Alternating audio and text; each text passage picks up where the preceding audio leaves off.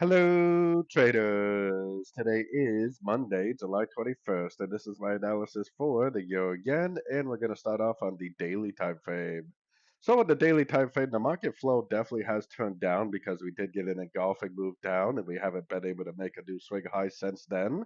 So, there is definitely a chance that this does go down, but until we get a break of structure like this right here to the downside, we cannot really say for sure that this wave B is over. Yes, the market flow may have turned down, but the move down could just end up making a higher low, and continuing the higher time frame uptrend. So as usual, we definitely always need to keep in mind the higher time frames for sure. So going down to the 1 hour time frame, we definitely do have a lower high here, so I would consider this an A or a 1. This move up right here would be a B or a 2.